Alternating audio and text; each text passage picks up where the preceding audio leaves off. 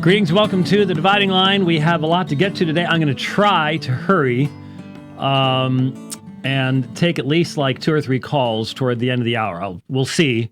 I have a Steven Anderson thing, but it's the shortest one so far anyways. It was only 28 minutes or something like that. So there wasn't a whole lot in it, though we will get into the Greek Septuagint and a few things like that. I just realized I may not have one in here, but anyway, so we'll try to get through that and a few other things we need to get to, and then try to get some phone calls and try to do it in an appropriately lengthed period of time. Everybody by now has heard of the Houston Chronicle story on the crisis in the Southern Baptist Convention, which I find interesting because as far as I can tell, all of this was pretty well known. This is just sort of a collection of stuff. And it's not done yet. I think, tomorrow? I think the next section is due out tomorrow, and then the last one over the weekend or something. So it's one of those things you can't... It's being responded to, but it can't be responded to completely because it's not done yet. It's strange. It's like, well, you have to respond to it, but you can't fully respond to it because it's not really done yet. And it's odd how this is being done. But there was, of course, an immediate response from Southern Baptist leaders, and especially from Russell Moore of the ERLC. And I was not the only one to notice how oddly he began his response. I mean, literally, and this is February 10th, Southern Baptists and the Scandal of Church Sexual Abuse. It is the second paragraph. So we're talking right at the beginning. This is how Russell Moore is framing his response. This isn't some addition down someplace else. This is right there. Here's what he says. The first is to see with clear eyes what is before us. Some have ridiculed this concern as being some irrational sweep into a secular Me Too moment. Now, this was written very, very shortly after this came out, so I'm not sure how there could have been enough time. This is referring to stuff before the report comes out. This is a preemptive political strike, okay? Some have ridiculed this concern. What concern? I guess seeing with clear eyes what is before us. So I guess clear eyes is seeing the way that Russell Moore sees and the progressive ERLC sees. ERLC sees, right. Anyway. Some have ridiculed this concern as being some irrational sweep into a secular Me Too moment, implying that the problem is political correctness over an issue that is no real problem within church life. Well, I wonder who that is, because plainly there are all sorts of problems that have been being pointed out in Southern Baptist ecclesiology for a long, long time. And when I mean Southern Baptist ecclesiology, I'm referring to the self-calling to the ministry, where someone gets a feeling at age 19 that they're called to the ministry, and you cannot even question that.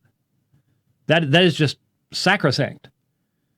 Rather than what you see in Reformed Baptist circles, if a young man feels a call to the ministry, then the elders, plural, one of the key issues here is the single pastor making deacons into elders, wrong-headed, unbiblical ecclesiology. No question about it. And some of us have been talking about that for a long time. I've got a book back there. Perspectives in Church Government, where I've argued that issue for a long, long time. Plurality of elders is incredibly important. And a plurality of elders helps to dilute the temptation to spiritual power over others being transferred into other areas of life, which seemingly is a lot of what we're hearing about here. But anyways, I am digressing and preaching too much. Over an issue that is no real problem within church life. There are lots of problems along those lines. So I'm not sure who's saying this. I'd like to know who is saying. By the way, I did contact it through Twitter, but I know he saw it. Russell Moore, and I asked specific questions about something I'm about to get to here. I asked for clarification, and I was given none. So take that for what it is. Maybe he's just too busy to get around to answering questions like this. Others have suggested that the church should not concern itself with questions of justice and that preaching the gospel itself will resolve matters of injustice. What? Who has suggested this? We know who he's talking about. This is a shot at the statement of social justice, which has absolutely, positively nothing logically or rationally. It's not connected whatsoever to this particular subject. This is just, I'm sorry, it's a cheap shot. It's just like, I'm going to take a shot here while ostensibly beginning to talk about something very important about sex abuse in Southern Baptist churches, but I'm going to take a shot at unnamed people who never make these presentations, because the only people I'm talking to now are the people on my side anyways. And this is the kind of language and verbiage that gets them going, and so that's what I'm going to do. Others have suggested the church should not concern itself with questions of justice. Who? Who has ever suggested that? That is a gross misrepresentation, a facile misrepresentation, a misrepresentation that explains why people who make the misrepresentation of the rest of us will never face us with it, because it would be so easily refuted by anyone with a modicum of intelligence. But who actually says that? That's what I would like to know. And that preaching the gospel itself will resolve matters of injustice. Now, whoa, Nelly, maybe if we started realizing that a lot of what is going on in Southern Baptist churches today, which is a bunch of decisionalism, isn't the same thing as preaching the gospel, then we would have a better stance, a better standpoint from which to look at that statement and go, well, the church has been given the gospel and the Spirit, and that's all we got. And if that ain't enough, then you're going to start looking for other stuff like, the state, which is sort of what progressives do. Let's get the state involved, I guess, to bring about final justice. I thought Jesus was bringing about final justice, but that's the whole point. Justice has been so redefined in the cultural context that who knows what and what in the world is it? How in the world is it to be defined in this context? Justice for the victims, justice in punishment of others, the perpetrators. What is this justice? If you are not specific, you will always end up leading to confusion. And when you have a bunch of people that you yourself have been promoting to attune their ears to hear the term justice to be economic equality, not just economic equality of opportunity, but economic equality of results, socialism, progressivism, eventually, that word, communism down the road. If they're attuned to hear that that's what justice is, then how does that even fit in here? It doesn't. It leads to all sorts of massive confusion. Anyway, others have implied, and this is where I went, excuse me? What? Others have implied that the horrific scandals we have seen in the Roman Catholic Church are due to the theology of Catholicism, the nature of a celibate priesthood, and so forth. Yeah. That I can easily trace that back to the Lollards. You know who the Lollards were? They were pre-Reformation lovers of God's word, followers of Wycliffe, John Wycliffe, the pre-Reformation reformer in England. And you can look up the things that were being said in the late 1300s, 1380-ish. And specifically, right then and there, Rome's doctrine of the priesthood, practice of the priesthood, leads to homosexuality. They didn't call it homosexuality back then. They used other terms. Sodomy. In the confines of the church. This goes all the way, but this is coming up on 700 years this has been said. 700 years. 650 minimally. The scriptures identify as false teachers those who prohibit marriage for a specific reason. Even it is considered normative that the elders of the church would be husbands of one wife. There is absolutely, positively not a scintilla of evidence of a celibate sacramental priesthood in the New Testament. It did not exist. We've debated that. I don't think it was much of a close debate. You have to believe in evolution and development of doctrine, and you have to believe that the apostles didn't have to teach it and Jesus didn't have to teach it, but it could be an acorn, you see, and then it falls into the ground, then it grows. And, Newman's development hypothesis is the only way to come up with this belief. It is not apostolic. It is not New Testament. And anybody in any denominational position in the Southern Baptist Convention that thinks otherwise should be dismissed immediately for not being a Southern Baptist. So that has, and look, since the rest of this series of articles hasn't even come out yet, all this is somewhat premature. But what I have seen so far has troubled me. The report has troubled me in a number of ways. And I'm going to get back to this. I'm not leaving it. I just want to make a comparison here because obviously the question has come up, and I saw Matt Walsh doing something about this, to try to compare Southern Baptists and Roman Catholics. Roman Catholics want to try that. They'd love to have anybody else but themselves in the middle of all what's going on with Cardinal World and all the rest of that kind of stuff. And I've seen all sorts of people have been saying all this is due to the fact that there's no centralized organization, the Southern Baptist Convention. They need to have a presbytery. They need to have, it helped the Roman Catholics a lot, didn't it? In fact, what it did in Roman Catholicism is allow this to go to the absolute highest levels of the Vatican itself. And then they could move people around to protect them. Yeah, that's the way to do it. And yet I'm hearing a lot of people, it's this reflexive response. We got to do something now. We got to do something now. It may be the dumbest thing we've ever done, but we've got to do it now. That's how people think now.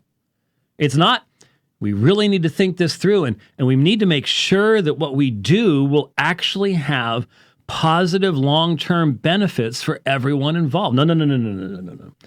That's the old way of thinking. Now it's just do something.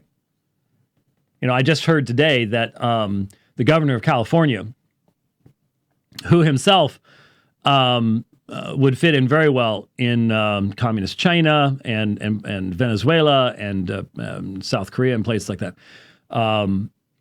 has scrapped the high-speed rail that they've already spent over $5 billion on. How'd that thing get started? Same thing. We got to do something. We got to do something. And everybody at the time said, this is stupid. This is dumb. Don't you see how dumb this is? But we've got to do something. We've got to save the trees. And so now you're going to have the railway that goes to nowhere. Really nicely done for $5 billion of your great-grandchildren's money. It's this kind of we've got to do something type stuff that we see all around us these days. And it's a lack of thought. It is completely a lack of thought. So anyway, the point is that when we look at the kinds of abuse in Roman Catholicism, what is the common element that everybody's like, oh, I can't talk about it? It's called homosexuality. It's called homosexuality. The vast, it's child abuse. It's sex with young men by other men. It's homosexuality. And there are a huge number of homosexuals in the Roman Catholic priesthood. The Roman Catholics know that. There are, thankfully, honest Roman Catholics who will not hide that reality, who've written books about the subject, the absolute infiltration and control and protection of these homosexuals at the highest levels by homosexuals at the highest levels of the Vatican. There's no question about this, that this isn't even debatable. So the kinds of abuse and the extent of the abuse, reaching to the hundreds of thousands worldwide, hundreds of thousands, factors of 10 and 100 more than what we're talking about here in the United States, all over the world. And this is just in this century. And like I said, we can trace these accusations all the way back to the days of Wycliffe, and maybe even before. I don't know. That's just as far back as I know.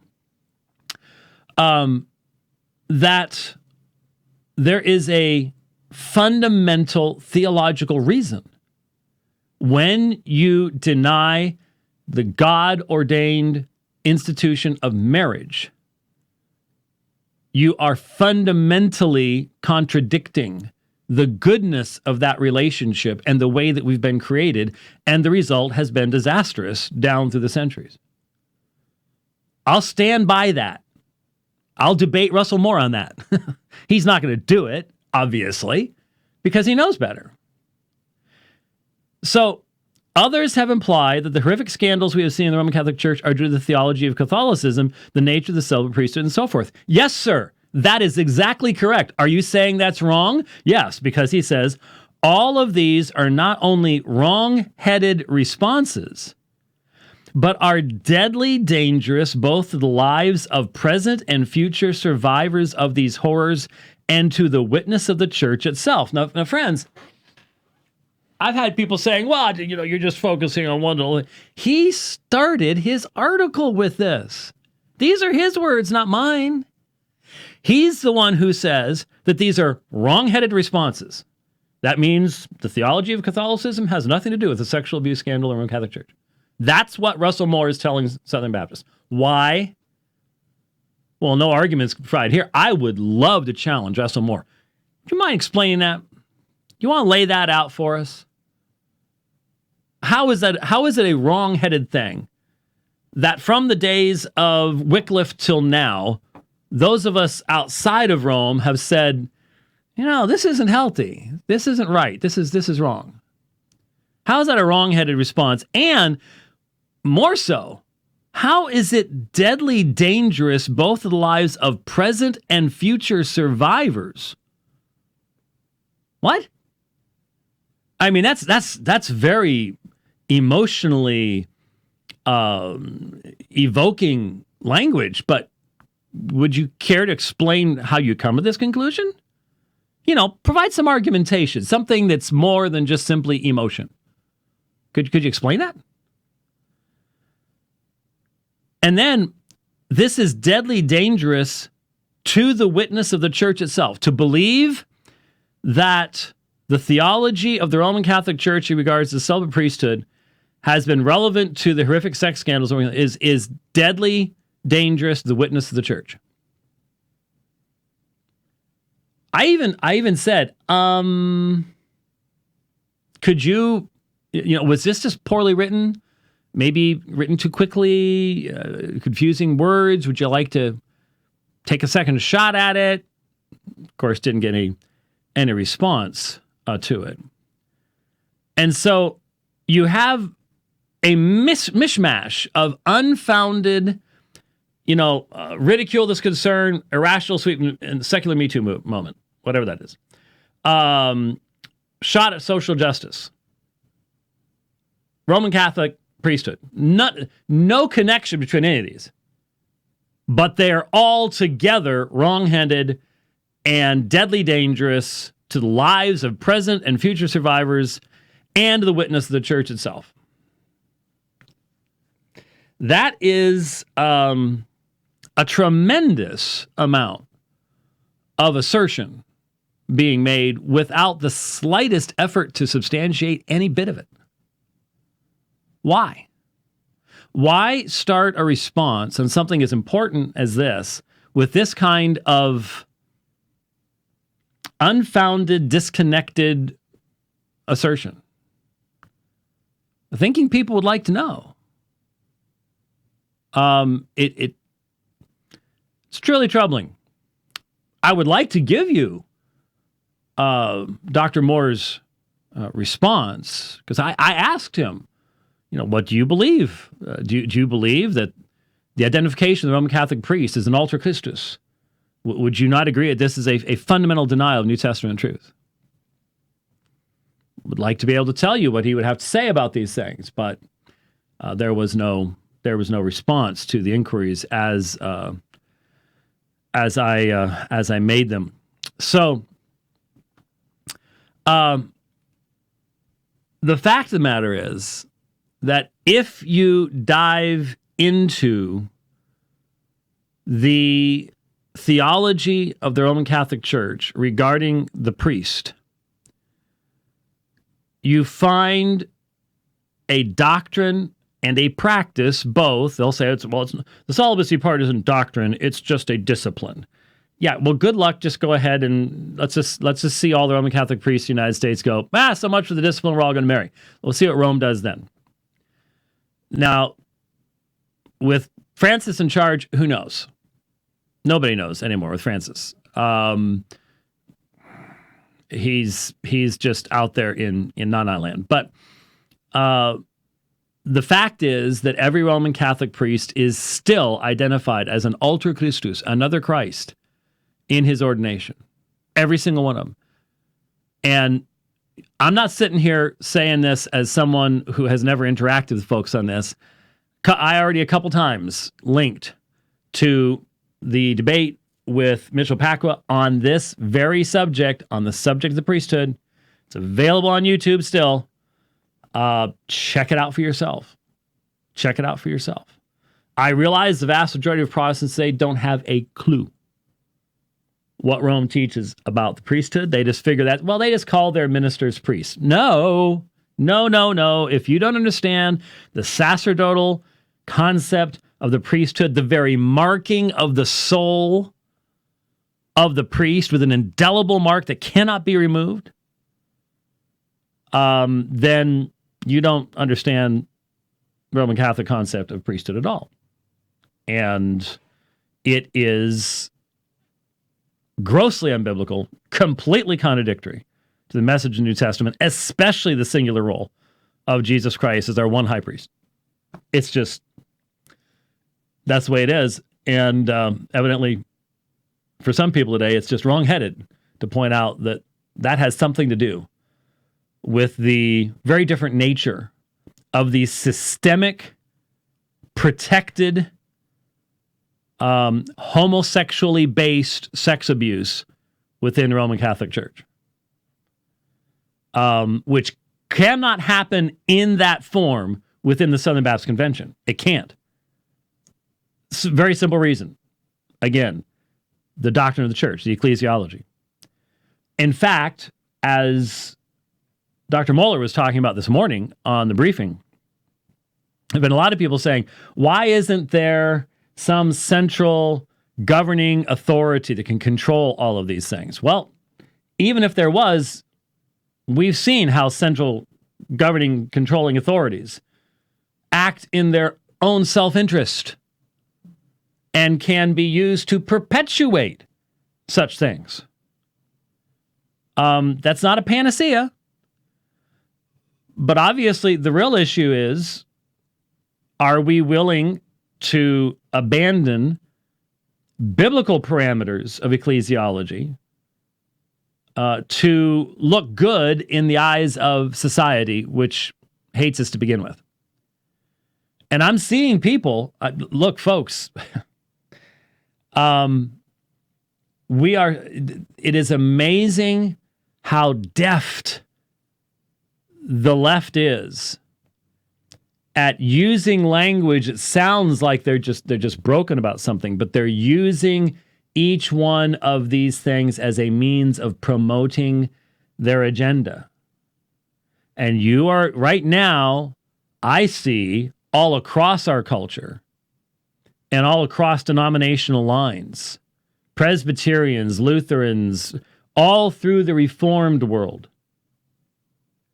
a full-scale retreat and collapse on biblical categories of male and female relationships, roles, and functions in the church and the family. Full-scale collapse. See it, it's happening everywhere. And there is no denomination that is not in danger of experiencing these things. None. If you think you are, that makes you all the more in danger. Because I look at the younger people coming out, and they have no foundation in the idea of a created order, of a creation mandate, and seeing that within the realm of male and female roles in the church. It's obvious to me. You see it all around you, if you have eyes to see anyways. And so I'm hearing people saying, well, then those Baptists just need to change their ecclesiology. Well, okay. You want to, yeah. Hey, thank you. Someone, that's it's one of my favorite quotes. Yeah, that bingo. I'm going to, go over here and save image to downloads. So I'm going to put that on my desktop so I can pull this up again. So I just look over at this, and my thing has already scrolled. Roll down here. Reformed Christian 1986. Does that mean you were born in 1986? That's when my son was born. I feel so old when people do that to me.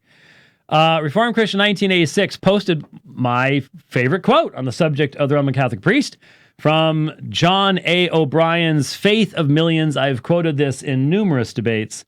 It's in the Roman Catholic controversy, the fatal flaw, etc., etc., etc. Here's what it reads. Of what sublime dignity is the office of the Christian priest, who is thus privileged to act as the ambassador and the vicegerent of Christ on earth. By the way, almost every OS that I know wants to change that from vicegerent to vice-regent. It's an old word. I've run into it over and over and over again. I've seen it miscited. It's vicegerent. Learn the vocabulary.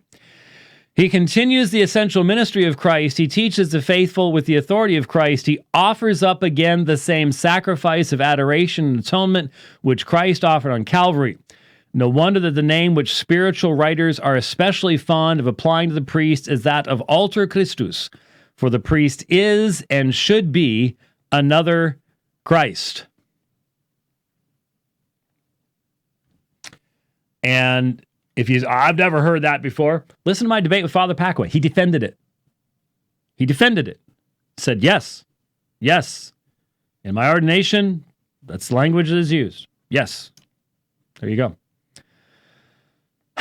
Anyway, if you cannot see how that is a blasphemous doctrine, if you think that we can just look past that and hold hands in cooperation with someone who claims to be an alter Christus, then you don't understand the exclusivity of the office of Christ or what it means to follow him as Lord without anyone to distract you and to detract from your worship of him in his unique offices.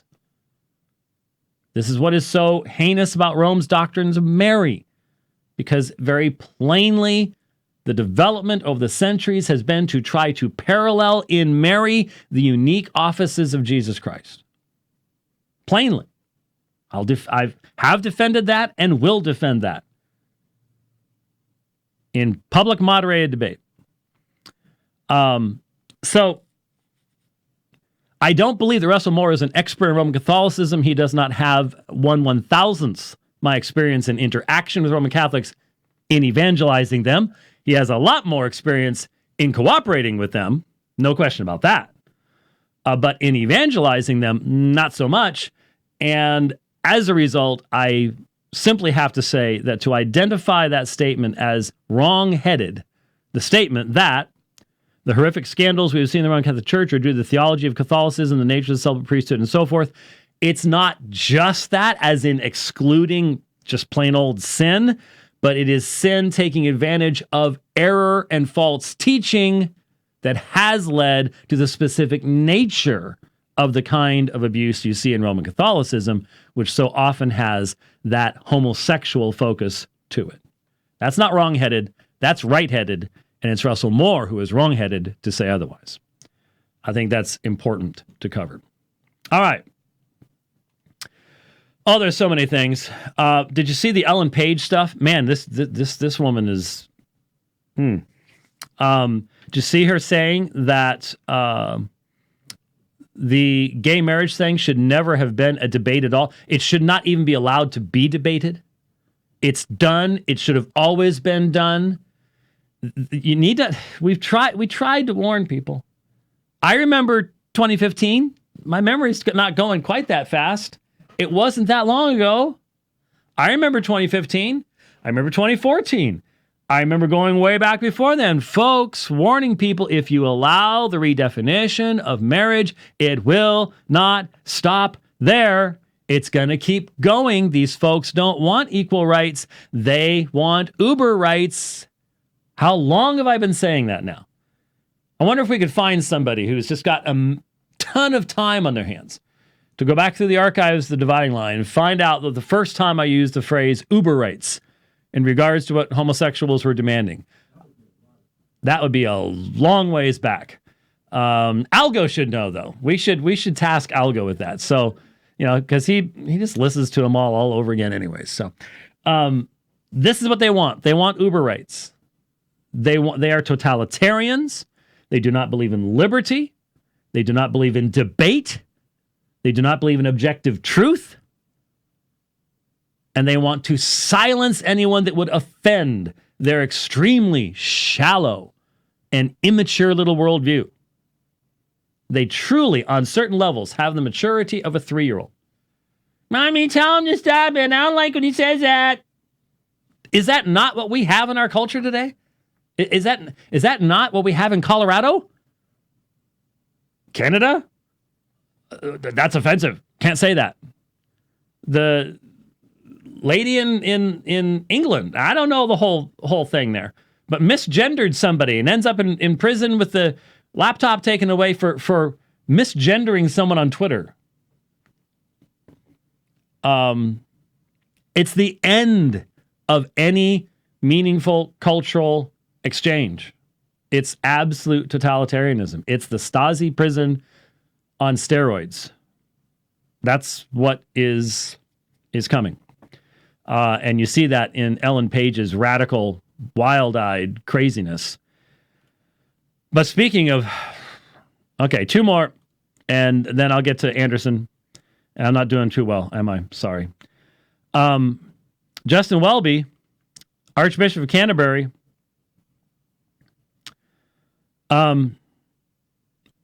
when asked about Anglican vicars becoming Roman Catholics, who cares?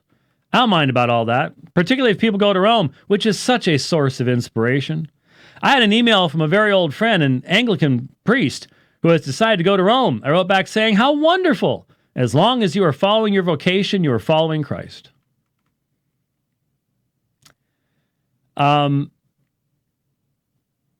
I don't really care whether it's Church of England or Rome or the Orthodox or Pentecostals or Lutherans or Baptists. They are faithful disciples of Christ. He's met with the Pope on a number of occasions, considers him very helpful. His spiritual advisor is a Roman Catholic priest named Nicholas Boutet. Yeah, okay.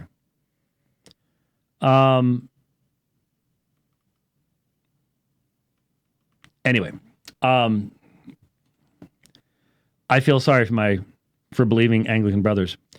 And then on February 8th, I saw this article and I put it in the file, and I might as well just... This is from BP News, Baptist Press News, bpnews.net. Trauma Healing Conciliation Focus of Racism Forum by Diana Chandler, February 8th. Philadelphia. Pastor K. Marshall Williams has experienced what researchers, I love, this is the new term to substantiate what could never be substantiated in the real world in the online world. Researchers say who, when, where, how'd they argue? What were their conclusions? Have their conclusions been examined? This is how people used to think, but now it's, researchers. Pastor K. Marshall Williams has experienced what researchers term, you ready for this? I'm reading straight, folks. Post-traumatic slave syndrome.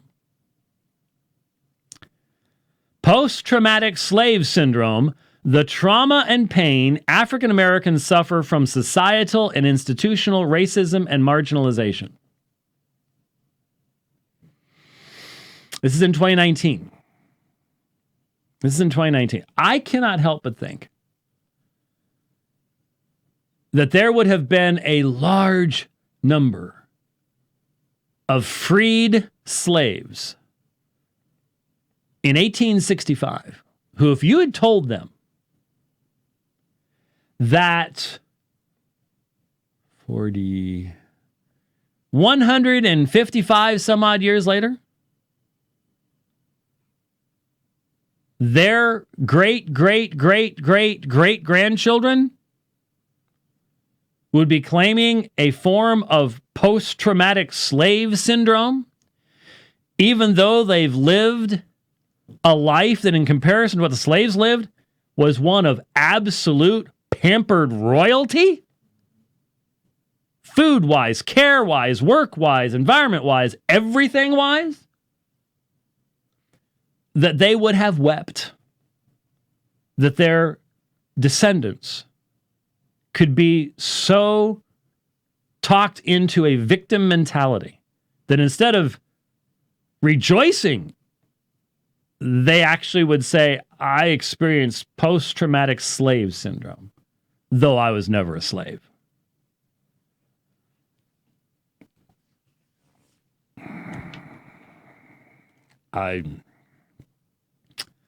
I hope some others will address it, because I'm not allowed to. It doesn't matter if I had slaves in my ancestry. That doesn't matter. No. That doesn't. No. Can't talk about that. Can't talk about that. Let's go to something less frustrating. Let's go to Steven Anderson.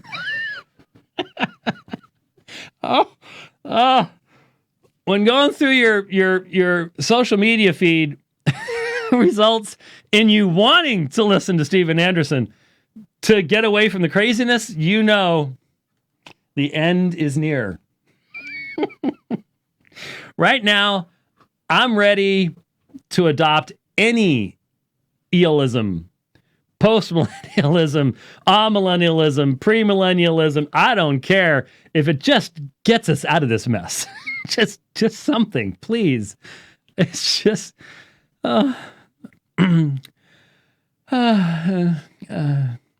okay, anyways, I better slow this down, because 1.6 is a little fast. I am going to pick it up to 1.2. I always tell people that.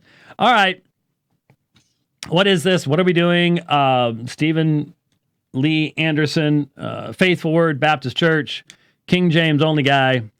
The guy got tased in the car, and the guy that stands on his pulpit, kicks his pulpit, and kicks people out of the church, and yells and screams, and does stuff like that. He is doing a 10-part series. I'm not even sure if he's done all of them yet. I only have 6. That's gonna take me. I figure that's gonna take me long enough to get through the 6. We'll get to the other ones when we can. 10-part series, responding to the King James only controversy. And so he did the introduction in chapter 1. We've responded to that. Here's chapter 2. Why are we doing this? Hopefully, with the last response, that was made obvious. We do this because we're touching upon many really important topics, really important issues, and a lot of background issues. Today, we're going to be talking about the Greek Septuagint. I think people need to know about the Greek Septuagint, and they'll hear King James only people questioning the reality of the Septuagint, saying that it wasn't in existence in the days of Jesus, things like that. And since we almost never talk about that kind of thing, except on this program, but certainly not regularly in church, that can cause confusion for people. There might be people trapped in these systems that haven't heard a response from the other side, and so they figure, well, that's a good argument. I guess I got to stay here until that argument is dealt with. And I don't hear anybody talking about it. So that's why we do these things. We address these less than popular topics, and it does prove to be helpful to a lot of folks. And so let's get to this. I'll be honest with you, with the preaching that I was doing beforehand and this, it doesn't look like we're going to get to phones today. I'm sorry. I should have known that ahead of time. I just didn't know how long I was going to feel like talking about this stuff earlier, but I probably talked about it too long to get myself in trouble. All right, let's get to Steven Anderson. Now his review of chapter 2. Chapter 2 in the book is basically a historical review where I point out that it has been a standard human response for a particular text to become popularized and accepted, to become the tradition. And when there is any challenge to that text, any going earlier, and he's saying, our commitment to just this one kind of a text might not actually represent what the apostles wanted for us, or something like that, that there's a big pushback. It's like, oh, no, we can't do that. And that this has happened a couple times down through history. But what's interesting is he starts off agreeing with me about all sorts of stuff. It's still, again, I have to make mention of it. Watching him and his NIFB buddies only 2 months ago cranking out all these videos attacking me and Jeff Durbin and accusing us of all sorts of just vile, disgusting stuff and just yelling and screaming, acting and such. And then, of course, they all blew up. They just, within like 5 days, 7 days of the last video they put out attacking us, boom, they're all on each other. There's a big split in Florida and Texas, and they're all just eating each other alive, and now they're all false prophets and blah, blah, blah. So the Lord sort of took care of that. Anyway, to have him doing that stuff and to see him kicking people out of his church and you idiot, get out of here, and yelling and screaming, and the camera pans back and you see people sitting there and they're just like, oh man, what's going on here? And then to have this, well, he's right about this. He's right. It is just really freaky weird to see the shifting going on. But I digress. Let's jump into this. He then says, KJV only individuals generally are not interested in church history as a subject. Now, he's right about that, too. In general, KJV onlyists are not really interested in church history as a subject, but let me explain why that is. Now, I personally love history, and I've studied a lot of history, including church history, although I must admit that church... Remember, we've played some of his church history stuff, and to call it a unique perspective is very, very kind. History is not my favorite history. I've studied a lot of it, but I prefer pretty much every other kind of history to church history. And the reason why that we feel that way is that church history, more often than not, just ends up being a study in false religion. Why? Because it's going to emphasize the Roman Catholic Church. Now, here, this is what's fascinating to me. These folks are anti-Roman Catholic. Well, we just heard what you were just saying. Do you see a difference? I hope you see a difference. If you can look at the 5 debates, well, you can't look at all of them because Scott Butler is still sitting on 2 of them, but you can listen to all of them.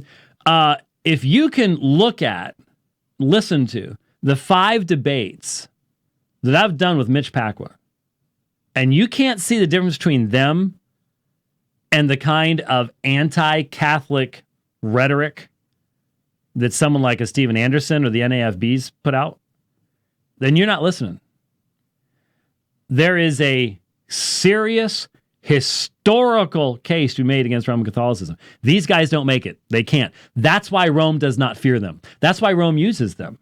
That's why Karl Keating in Catholicism and Fundamentalism could use their lack of knowledge of historical realities as a weapon to convert people to Roman Catholicism. And in fact, that's how Catholic Answers started. You need to understand. Keating was responding to this kind of shallow, ahistorical fundamentalism. And he's a sharp guy. And you can use history and tear this stuff apart. It's easily done. And that's what was so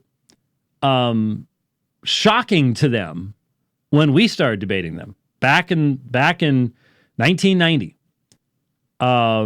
Especially the two debates, especially the second debate of the two that we did in December.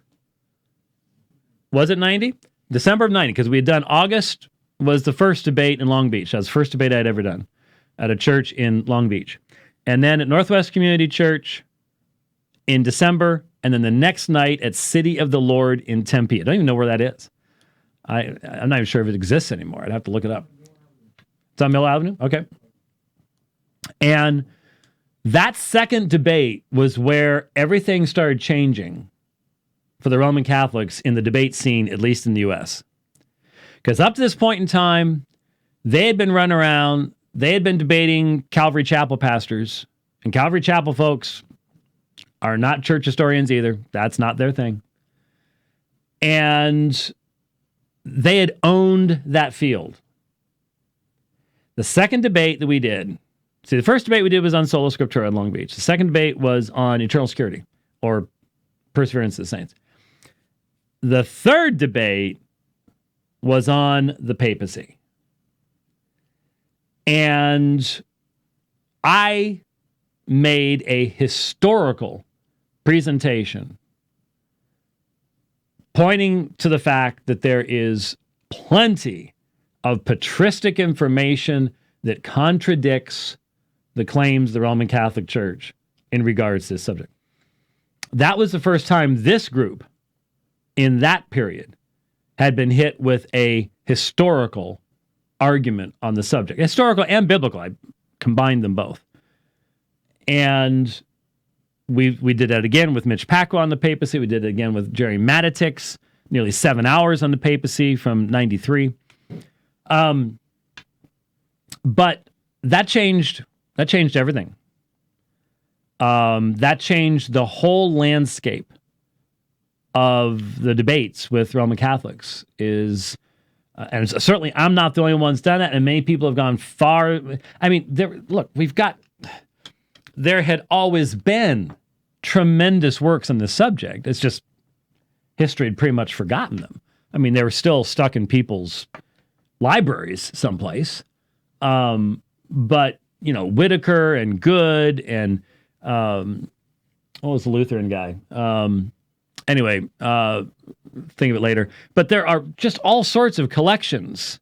Infallibility Church, first real one of those classic works that I read in response to Cardinal Newman.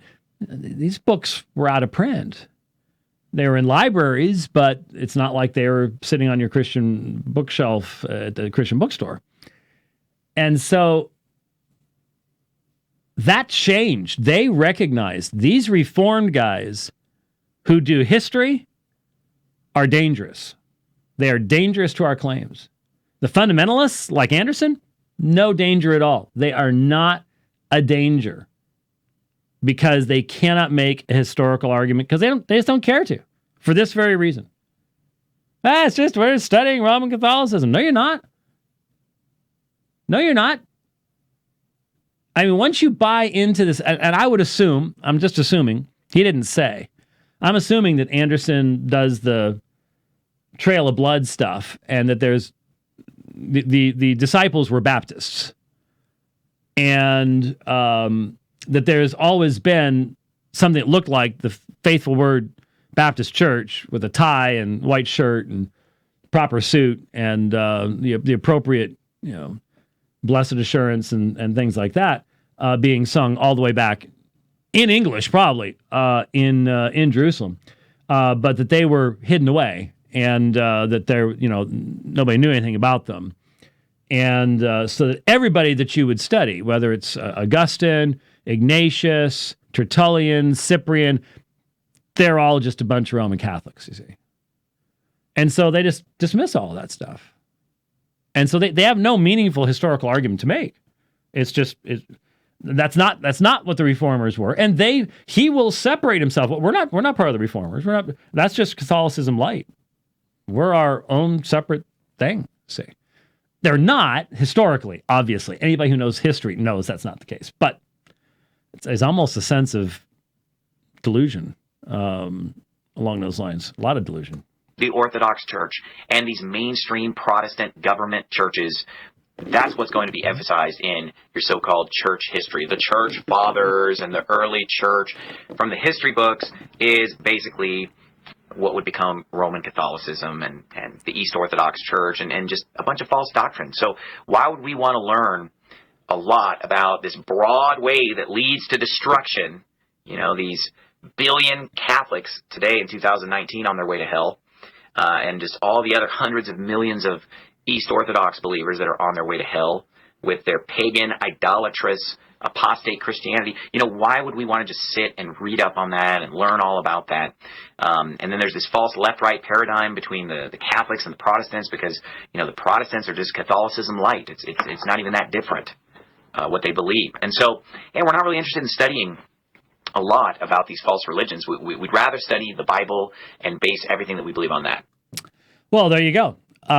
Which, of course, is what leads to the tremendously incoherent and inconsistent theologies, very surface-level theologies, their inability or unwillingness to interact with all the debates that have taken place down through church history. They don't have the language to even engage it because they won't take the time to do so, which is incredibly arrogant on their part, of course, to go, hey, God, Jesus said he's been building his church for almost 2,000 years now, but we don't need to worry about anything anybody else ever said because we've got the Bible and that's all we need. Well, it is the only infallible rule of faith and morals for the church. There is no question about that. But do you really, really think that you're so much smarter than every generation that's come before you that you can't learn anything from them? When Paul told Timothy to entrust what he had heard from Paul to faithful men, you don't think there's a wisdom in this? You just get to you have to invent the wheel all over again every generation, huh?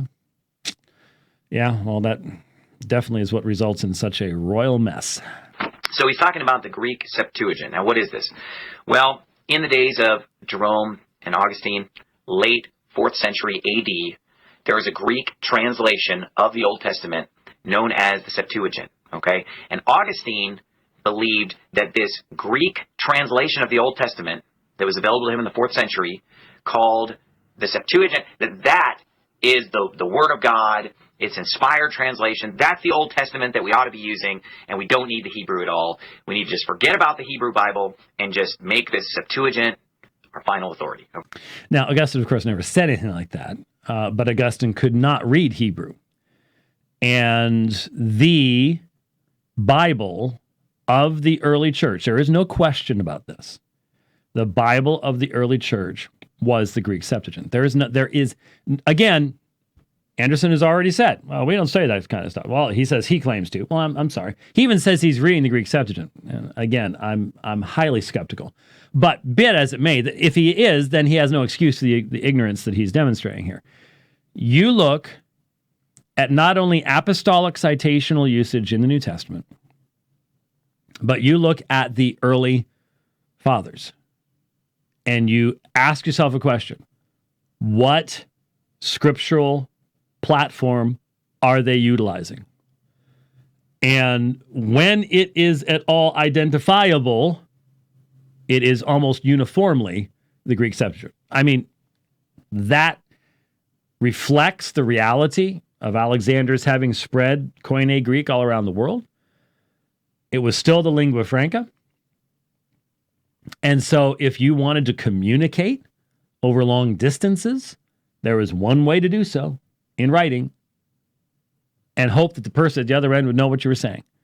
That was in Koine Greek. And so the translation of the scriptures, which at the time of the apostles did not include the New Testament, obviously, because it hadn't been written yet, or was in the process of being written during the apostolic period.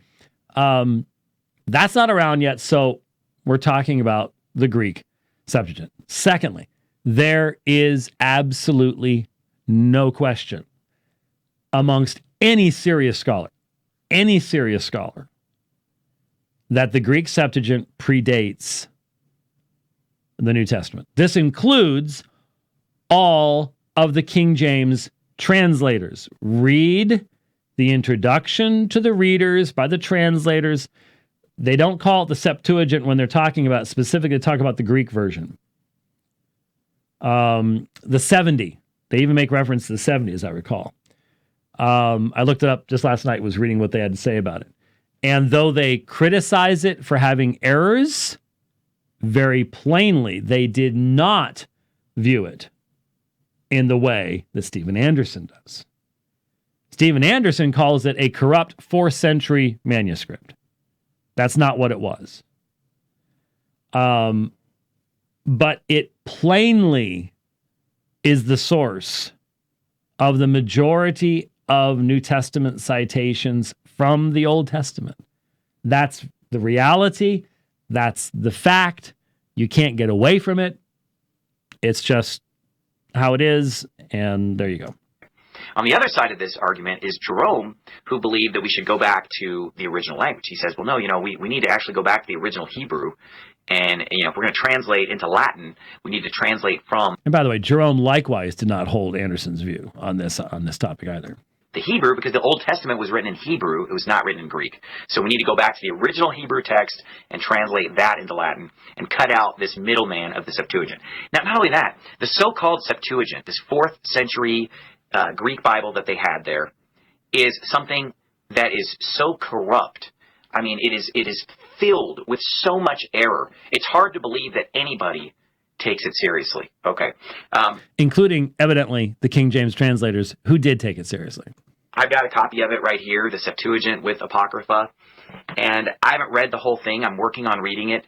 And let me tell you something.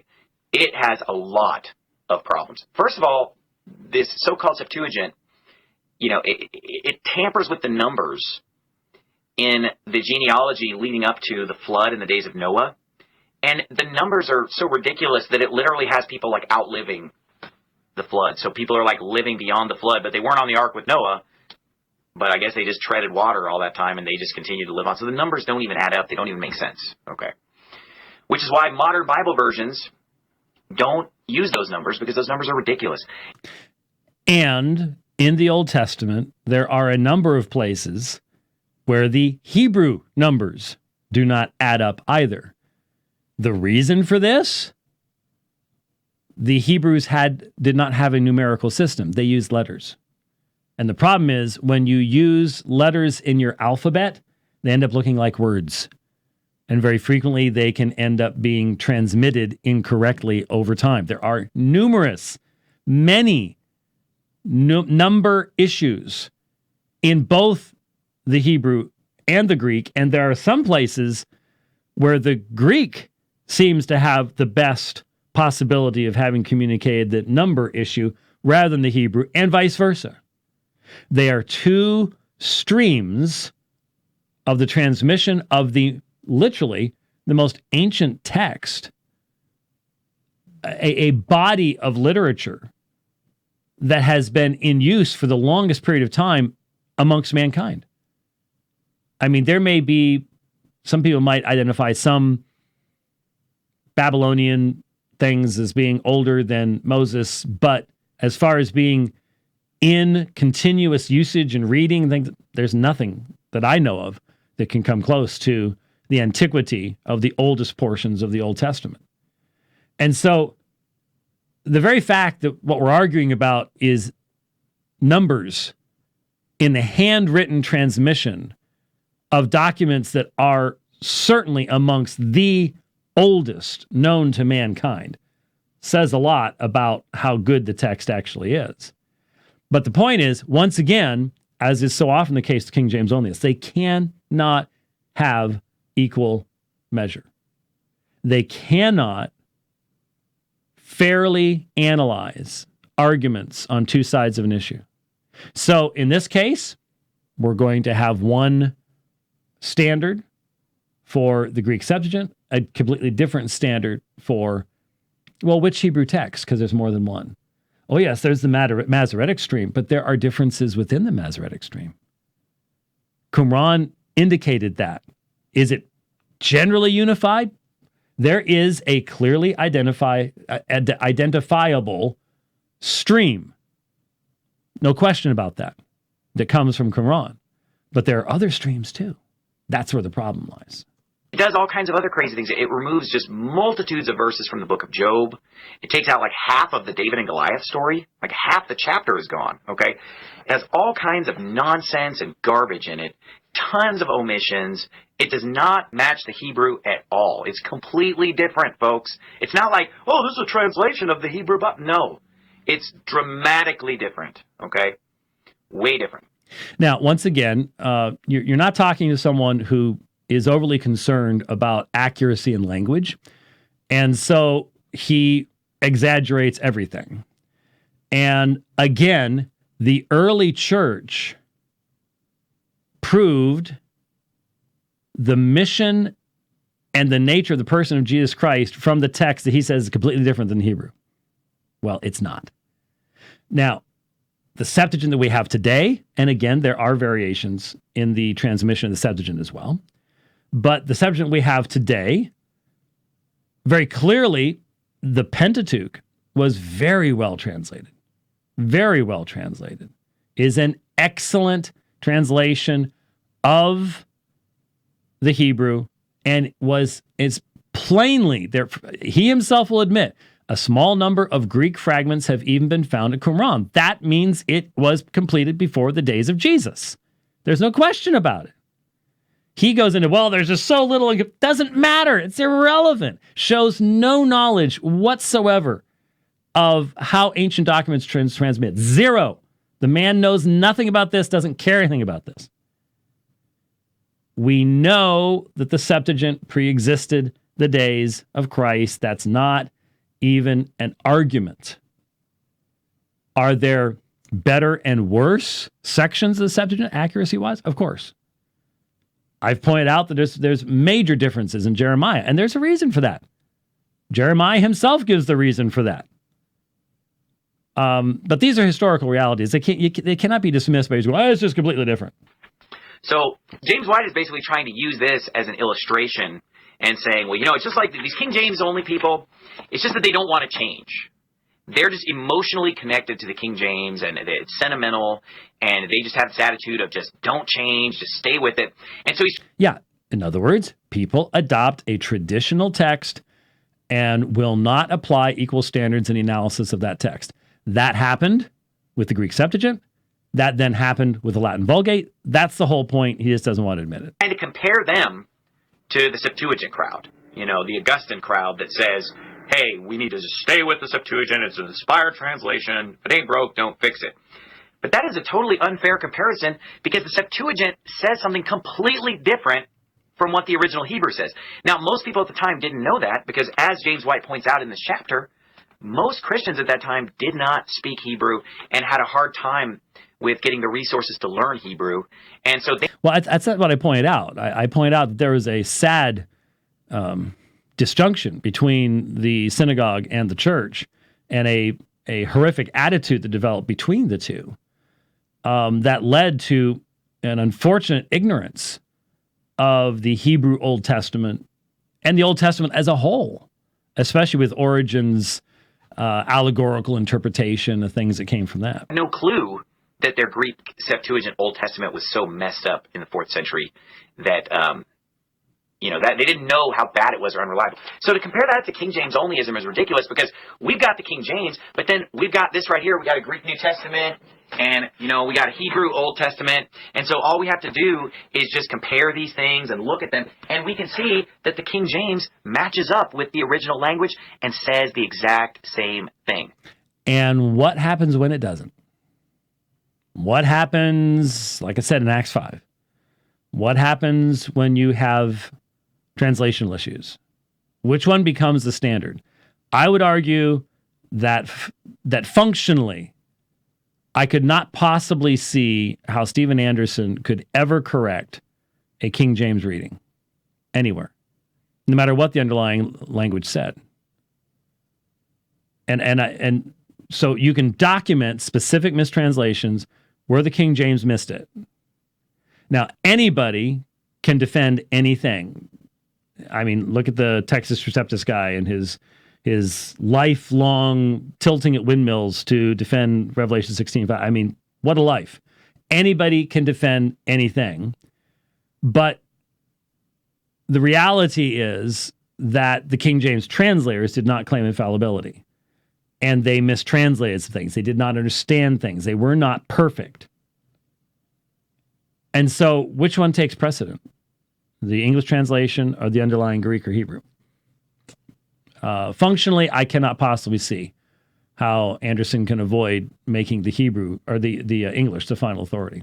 So we've got an English King James that says the same exact thing as a Greek New Testament that I can pull off the shelf and read and look at, and there it is, folks. It says the same thing, okay? Yeah, and if that's the TR, as we said last time, that's because it's based on the King James. It's the Greek rendering of the King James. So, yeah, it should say the same thing because it came from the King James, which is really not much of an argument, is it? No. 4th century Septuagint. And you say, well, why do you keep saying 4th century? You know, the Septuagint was translated, BC, before Christ. Well, here's why. Because there are no copies of the Septuagint from before Christ. And until Qumran, the oldest Hebrew manuscripts we had were for 900 years after Christ. And this means absolutely nothing. This is empty air, pure verbiage that's simply meant to promote a perspective that has no scholarly foundation to it whatsoever. Once again, unequal scales, circular reasoning. It's the essence of King James onlyism. The copies of the Septuagint that they're actually using are corrupted manuscripts from the 4th century AD and later, okay? So just like there are all kinds of corrupted New Testament manuscripts from the 4th century and beyond, Sinaiticus, Vaticanus, Alexandrinus, etc., okay? So this so-called Septuagint, this 4th century corrupt Greek text that is just ridiculously different from the Hebrew Old Testament, they're using it in the NIV. They're using it in the New American Standard. They're using it in the ESV. So they're using the same translation that the apostles cited from. And that's terrible. Yeah, that little part won't end up in his presentation. Oh, that, the Septuagint is legit because of the Dead Sea Scrolls. They found, BC manuscripts of the Septuagint. Folks, that is not true. Go on Wikipedia and look at the list of all of the Dead Sea Scrolls. You can go on there and it lists all the scrolls. Off the top of my head, I think there are 939 of them, okay, that were found in Qumran in the 20th century. And here's what you'll find. The so-called Septuagint that they found in the Dead Sea Scrolls contains fragments from Leviticus, Numbers, and Deuteronomy. That's it. Which means that it existed before the days of Jesus. That's all it means. And that's what it means to anybody who takes history seriously, has any knowledge whatsoever of the study of antiquities, ancient manuscripts, anything like that at all. That's what it means. But that's not what it means in the NIFB, I guess. Greek New Testament, obviously a little Aramaic sprinkled in the Old Testament.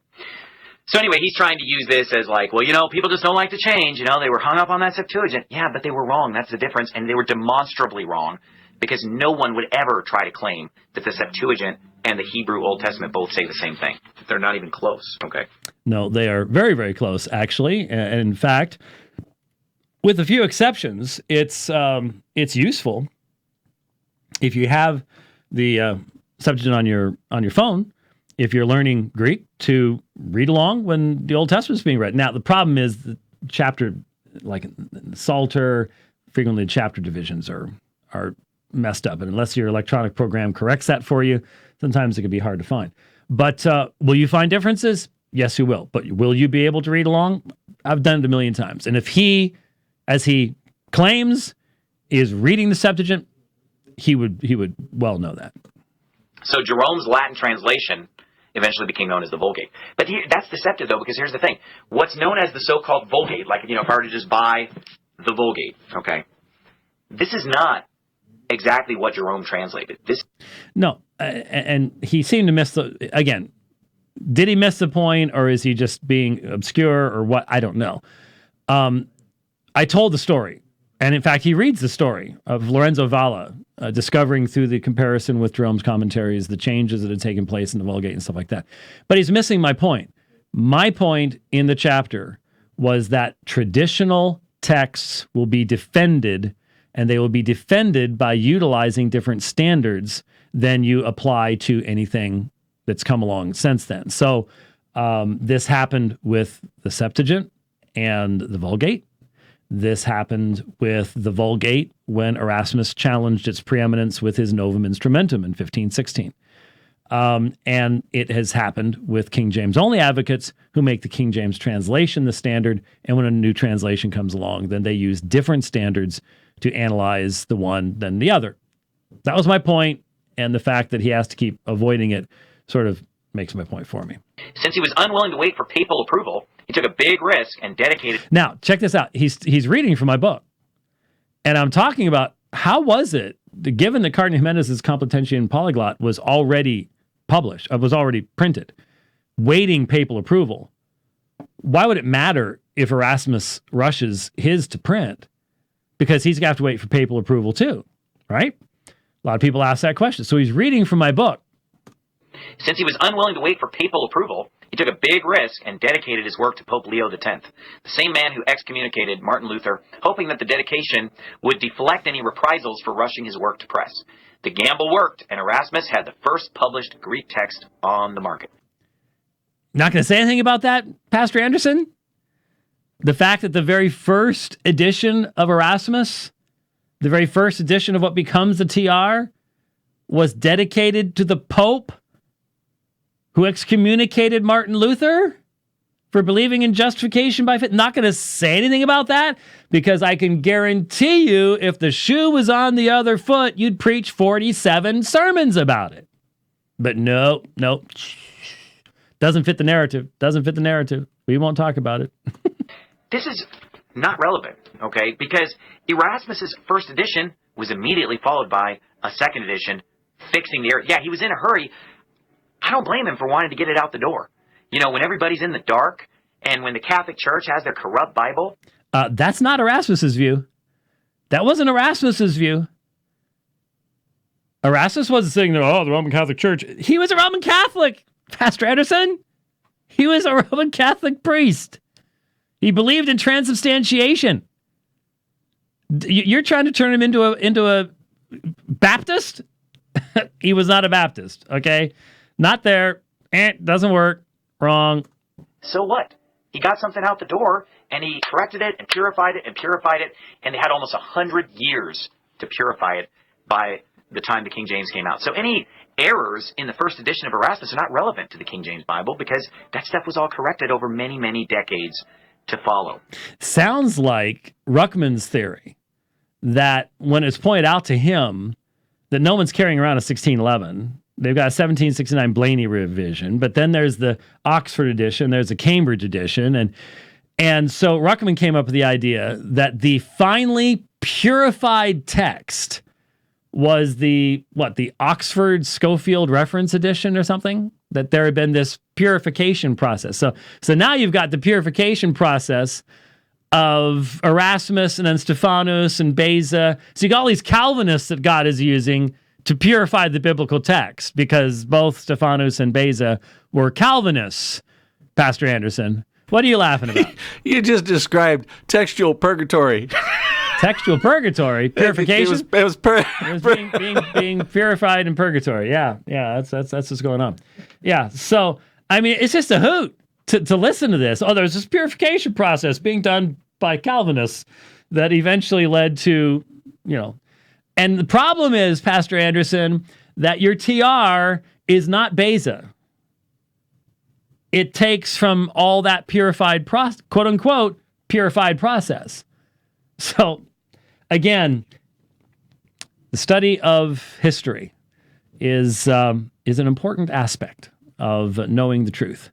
And given that Pastor Anderson admitted, we don't really do that very much, explains these. So there is his response briefly to the second chapter. And so we're going to press on from there into chapter 3, and then I'm going to have to listen to 4, 5, and 6, and so on and so forth. But hey, I think, aside from the head-poundingly great frustration of the incoherence and inconsistency, the issues do need to be addressed. It's good to talk about what the Greek Septuagint was and stuff like that. I think that's important to do.